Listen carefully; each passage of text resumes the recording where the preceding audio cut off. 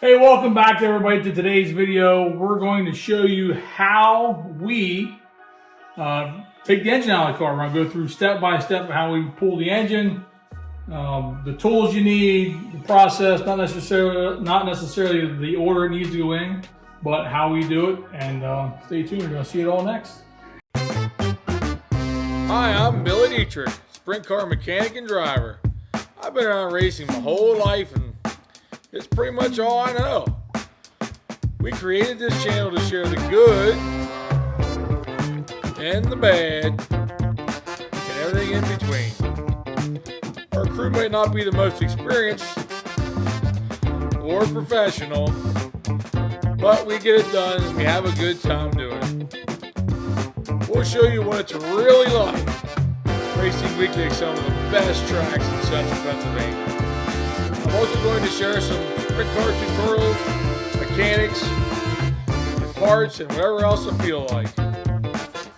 So like, subscribe, and ring that bell for notifications. And enjoy the ride. Yeah, boy. Okay, so the first thing we're going to do here, let me back up and just say one thing. We're tearing down for the year. That's why you're seeing some stuff missing here. So we're just kind of going piece by piece along the way here. And we thought this would be cool to show everybody how we take the motor out of the car. So first thing you should always do, and I'm not going to show you, but you get it, I'm sure, is if your car's been sitting or if it's dirty, you should take your air hose and blow off around all these stacks, around the filter, anywhere that the dirt could be laying. Just clean it off. Our motor's clean. We washed it real good. That's not an issue. But hey, you never want to take a chance getting dirt down in the injection. So first thing first here, Seth's going to help us today. He's going to pull them clips off that side. We got the clips that hold the air filter onto the base plate. I'm going to pull the filter off. I hand that to Seth. And the next thing I'm going to do is pull the stacks off. So there's 8 stacks, 8 screws. Got my 3/16 T handle here with the ball in the end. I prefer that because it swivels nice. It's easy. Don't have to be straight on. Loosen these up. So if we're going to go to the other side, I'll give you the wrench here. Loosen them up on the other side. Then we'll get the stacks out, and I'm going to show you what you do when you get the stacks out, which is equally as important. We got the stacks out. Now this is an important step. These are Moose wash plugs. We sell these in the shop upstairs. We got all different sizes for all different brands. There's Kinsler, Hilborn, and Angler. We got them here. So these are O-ring. What the purpose of this is to keep the dirt. There's O-rings on here, so it's going to seal up real nice. Keep any dirt out of the motor. So put them on here. They just snap down on. The O-ring seals up nice. So we're going to do that next before we get to doing anything else, because if you drop anything in this motor, how are you going to get it back out? Got to pull the motor apart. So that's the next step. So here I am again, taking the headers off of this motor. There's 7 nuts. There's a little gasket in there. You don't lose any of that. So 7/16 12 point. Get down here. You just buzz all of these off. And then try not to get your hand stuck.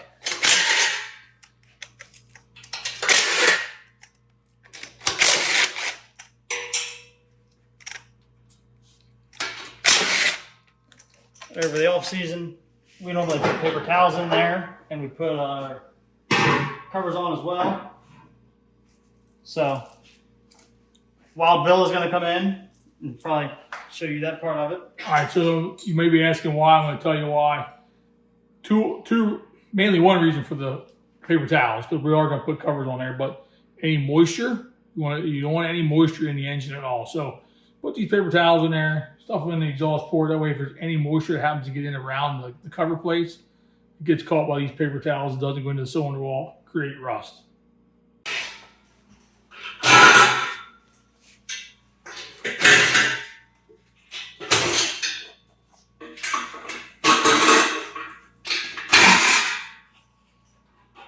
All Now we got the headers off. We got our paper towels in there. We're going to put exhaust plates on there just to try and keep any creatures out of there. I've seen that before. Somebody leaves their motor sit around and the freaking mice gets in there and builds a nest in there or whatever. So we got some exhaust covers we're going to put on there. So that's going to put them on just to keep anything out of there. Don't belong inside the exhaust. Just made of plastic? Yeah, these are just plastic. These nuts just go on there. Put one on each. Put all the nuts back on. I'm just putting one on right now, just to hold it in place. And then your engine is sealed up. Just to touch on the exhaust plates again, Moose makes them. We carry them upstairs in our house. I have my good set of exhaust plates on my other motor, so just for the purpose of the video, I put them plastic ones on there. But if you need some, Moose makes them. We got them here at the shop. So I'm going to pull the nozzles out and spark plugs out. If you're in a rush at the track changing the motor, you don't have to. We are not in a rush, so we're going to do it just to be precautious, not break anything.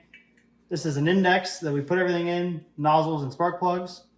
So 7/16 wrench, 5/8 socket right here. Nozzles are the fuel to the motor. Pull that off of there. Just tuck it up. And just repeat on all of them. And then this comes out. These are brass. And this is what delivers the fuel into the motor. There's different styles, different sizes. Just goes, F is for front. Just drop it right in there.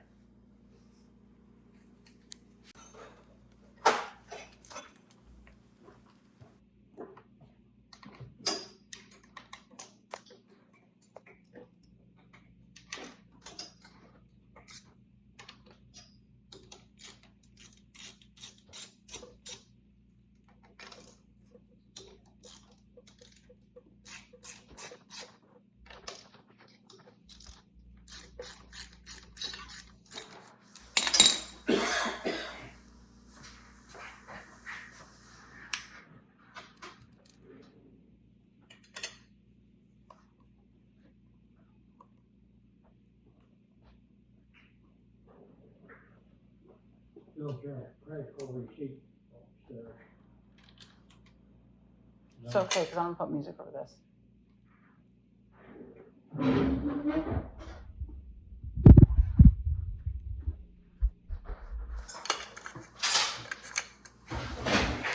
Next, we're going to take spark plugs out. You can do that in either order. This isn't really like an order video, but that is a 5/8 socket.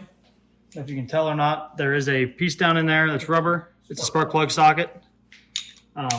These just come out, just pop off of there. And you put your socket on there and wind it out, and then you put it back up here into the index with the nozzles. And these do go in order. Try and keep these in order. The nozzles don't really matter as much. Put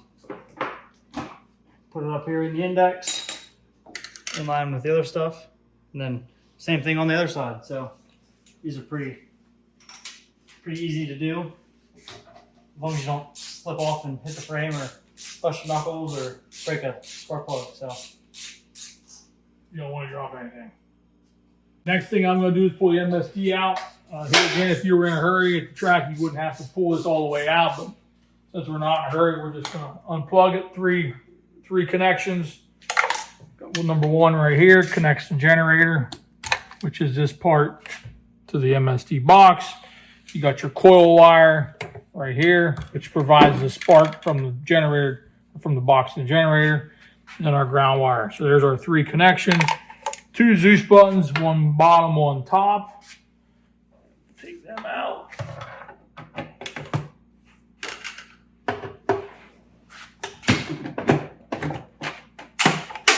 Bingo. MSD's out. One more thing on the ignition. This particular motor has what we call a crank trigger, which basically adjusts the ignition timing.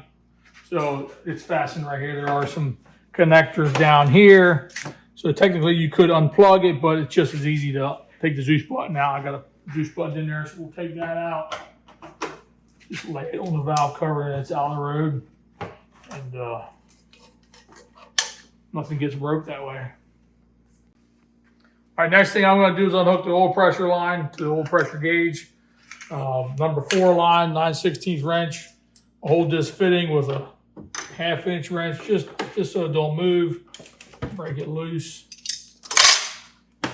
One thing that I always do and I always preach to the guys is when you're dealing with any kind of line, whether it be oil pressure or fuel, caps and plugs. We've got these caps and plugs. We've got them here at the shop as well. But pretty typical to have in the race shop.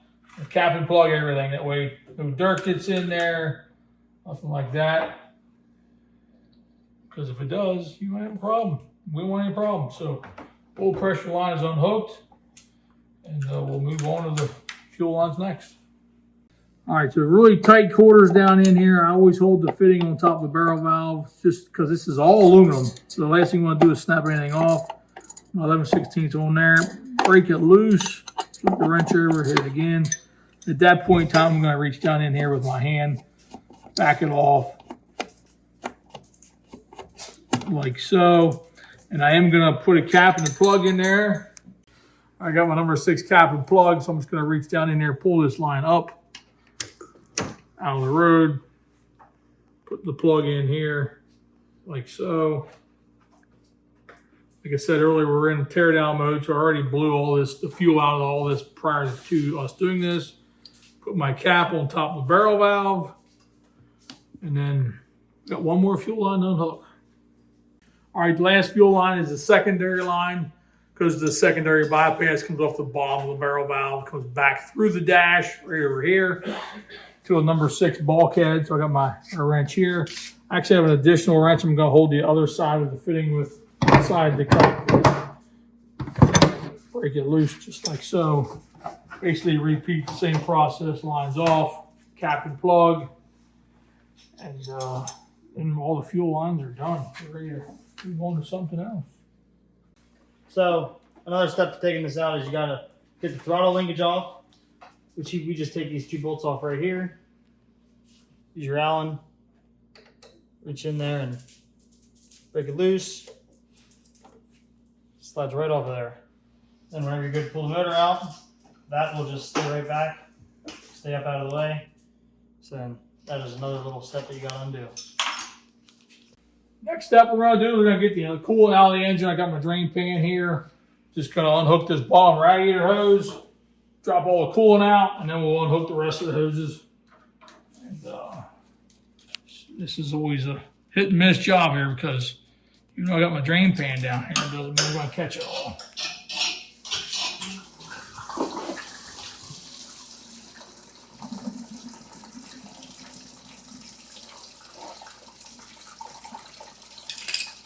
Not too bad.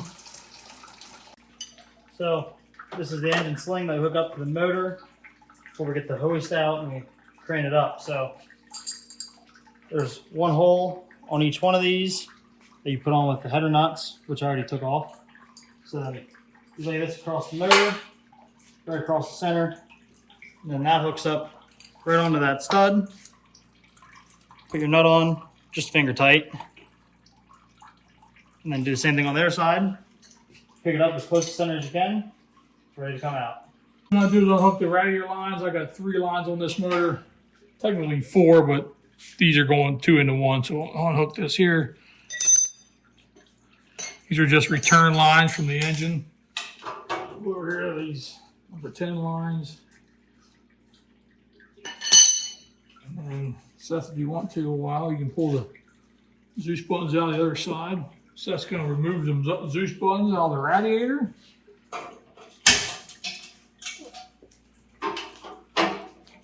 There's 2 holes in the frame. Here and here, where the Zeus button is. You can see that. And then on the radiator itself, there's holes with rivets in the back. And then certain length Zeus buttons go on certain sides depending how close the radiator is to being where it should be. As you can see, those are 2 different lengths. Hold on to that. aluminum radiator, so it doesn't really weigh much. So, all right, you're free. I'm gonna try and not make a mess. Just tow it back and just sit right outside. Okay. Cooling system is almost done. One more thing to do. Last step on unhooking all the radiator / coolant system is the temperature sender, which is in the side of the head here. Definitely gets overlooked sometimes. Not that I would know from experience, but I might. Otherwise, if you don't unhook that, it's going to break. So we got everything disconnected now from the engine. But one thing that you should always do is get everything pulled up out of the road. So like the plug wires, all this stuff just hanging down here, you're just asking for trouble. If this is hanging down at the back of the motor, and just say you start to slide the motor out and you don't get it all the way out and it slides back and you smash these plug wires against the motor plate. So you don't want to do that. You just get everything pulled up out of the road. I got all my nozzle lines pulled to the front out of the road. So, limit the amount of chances you can to, hurt anything, do any damage. The back side of the motor on the Firewall side, what holds the motor in are 6 bolts here, here, here, and then the same on the other side. So there's 3 on each side. So take all these out because the motor is held in by these dowel rods. These just make it tight. So the motor won't go anywhere. So you can see there, that slides. That is attached to the motor, slides through the motor plate. And these bolts, these are what go through the back. Coarse thread, 9/16 head titanium, and then there's 5 more. So pull these out, get the hoist hooked up. All right, we're getting close to being ready to pull this thing out. Here in our shop, we don't use a cherry picker. We use a hoist, a chain hoist like so. We actually have some mounting points in the loft of the shop here. So we always try and get this centered up on the car. If you're looking at it from the front, we try and get this right over the motor, dead center. That way when you're ready to start hoisting it up, you're not off one side or another. We're pretty much centered. We'll get this thing up here, right through here like so. Boom, boom. And hook this up to here. As soon as we get the rest of them bolts out, we'll be ready to lift it up. All right, so Seth's got most of the bolts out of the cockpit. We've got the hoist hooked up. I'm going to pull the 2 front motor plate bolts out, but before I do so, I need to get a little tension on this chain. That way when the bolts, you get them loose, it's going to want to fall forward. So get some tension on here. And that way when you're ready to pull the bolts out of the front, the motor doesn't just want to fall down. All right, last step here before we're ready to jerk the engine out. 2 motor plate bolts in the front, 1 on each side, 3/8 bolts, kind of like the inside of the motor there, inside, 9/16 tools, 1 on each side. So we got right here and here. Got loose, like so. And just repeat on the other side, and then the motor will be free, ready to come out. All right, now we're ready to pull the engine out. We got all the bolts out, everything unhooked. We got our hoist on here, so I'm gonna have Seth operate the chain. I'm gonna do the lifting, so to say. So the car is kind of getting narrower as they get towards the front of the car, so we're gonna have to tip the engine up some just to get it through the frame rail. So I think we're ready. So here we go. Hold on 1 second.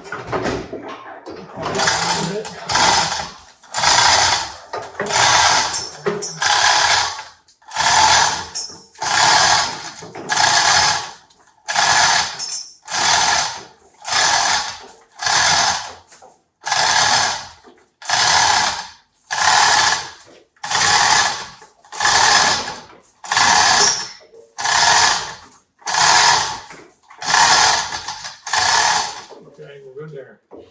All right, motor's up. Makes it a little easier without the front wing on here. We won't have to go quite as high. Good there? Yep. Okay, now, one important step before you start going down with the engine. What Seth just did right there. Did you catch that, Seth? Heather, when he pulled the chain out? So, if you're using the chain hoist, this is super, super important. thank my dad for this advice over the years because he taught me everything I know. Me too. When you just let this down, this change, this is the slack, it's going to come up. So if this would be in here caught on any of the throttle linkage and you don't know it, guess what? It's going to break something. So do not, under any circumstances, start letting this engine down with the excess chain stuck in here because it's always going to want to fall in there. Get it out of the road. Same goes for when Seth lets it down over there. You don't want to get it hooked on anything on the side of the motor that could possibly get caught on. Yep, like right here. Catch on anything here. I did that off of habit because I remember getting that pounded into my head. You got to pull that out of there. You got to pull that out of there. Well, a little preventative, whatever you want to call it, can save you a lot in the long run. So, motor's out. Next step, we're just going to put it on a stand. Let's lower it down a little bit and put it on a stand. Final step here is put the engine on its engine stand. Pull the pins out of the front here, Seth. I'm going to guide it in from the back. Seth, you line up front there. Just get lined up there. And when you're lined up, get your kind of got to muscle because, you know, when you weld these things together, they don't necessarily just put your pin in one side and get it in the other side then. They're both in. Both in? Pins ain't in. Oh, no, not in anymore. Come on, Seth, we only got 2 minutes. Yeah.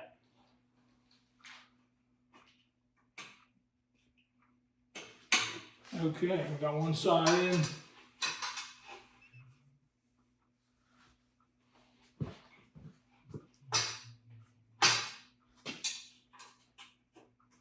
Alright, so you got the front end, get the back lined up here. That was harder than it was supposed to be. It's just 2 bolts here with T-handles on here. We'll just line these up. Like so. Thread them in. Like so.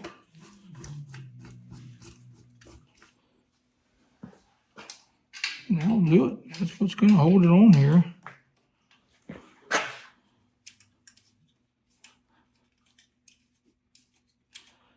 Okay, we're ready to sit her down.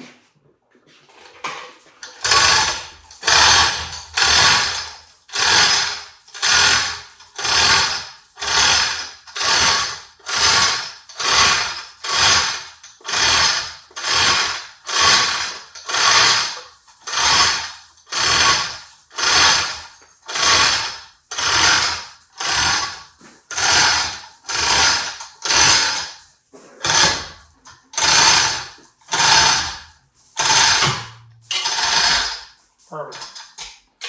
Okay. That's it. She's ready to be put in storage.